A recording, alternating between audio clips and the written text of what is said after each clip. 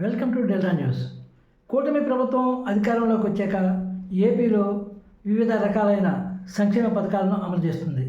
దీనిలో భాగంగా ఉగాది పండుగకు P4 విధానం అమల్లోకి తెస్తామని ఇప్పటికే రాష్ట్ర ముఖ్యమంత్రి నారా చంద్రబాబు నాయుడు ప్రకటించారు. దీనికి సంబంధించి P4 సర్వే అనే ఒక నూతన సర్వేని శనివారం నుంచి ప్రారంభించింది ప్రభుత్వం. ఇది సచివాలయ ఉద్యోగులు ఇంటింటికి తిరిగి వారికి కేటాయించిన ఇళ్లలో ఈ సర్వే చేస్తారు.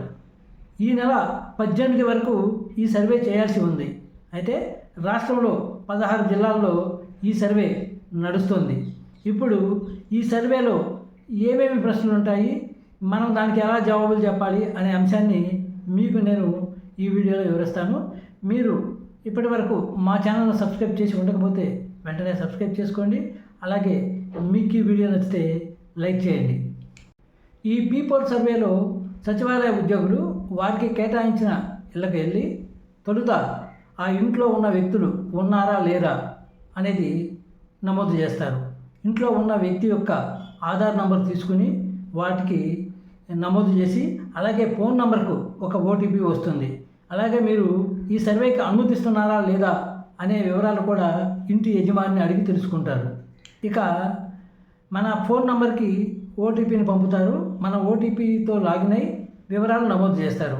కుటుంబంలో ఎంతమంది సభ్యులు నివసిస్తున్నారు, అలాగే ఆ నివసిస్తున్న వారిలో సంపాదనా పనులు ఎంతమంది ఉన్నారు, వారు చేస్తున్న ఉద్యోగాలు ఏమిటి అనే అంశాలు నమోదు చేస్తారు.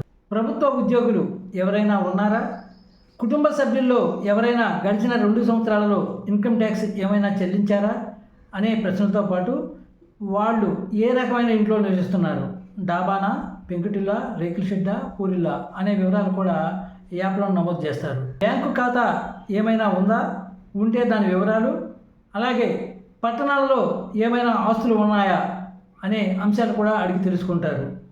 కుటుంబ సభ్యుల్లో ఎవరికైనా 4 వీలర్ ఉందా, ఉంటే ఆ 4 వీలర్ను ఎలా వినియోగిస్తున్నారు, కుటుంబ అవసరాలకు వినియోగిస్తున్నారా లేక బాడుగుకు తిప్పుతున్నారా అనే అంశాలు కూడా అడిగి తెలుసుకుంటారు. బైకు, స్కూటీ ఏమైనా ఉన్నాయా, అలాగే విద్యుత్ కనెక్షన్ ఉందా, ఉంటే కరెంటు బిల్లు ఎంత చెల్లిస్తున్నారు, తాగునీరు ఉందా, ఉంటే ఎలాంటి తాగునీరు మీరు వినియోగిస్తున్నారు, బోర్ వాటరా, మినరల్ వాటరా లేక వేరే ఏదైనా వాటర్ను వినియోగిస్తున్నారా అనే అంశాలు కూడా యాప్లో నమోదు చేస్తారు. ప్రభుత్వం ఈ సర్వేపై ఎలాంటి ఆందోళన చెందవద్దని, సంక్షేమ పథకాలకు ఈ సర్వేకు సంబంధం లేదని చెబుతుంది. అయితే చాలామంది ప్రజలు ఎక్కడ తమ సంక్షేమ పథకాలు ఆగిపోతాయో అని భయపడుతున్నారు.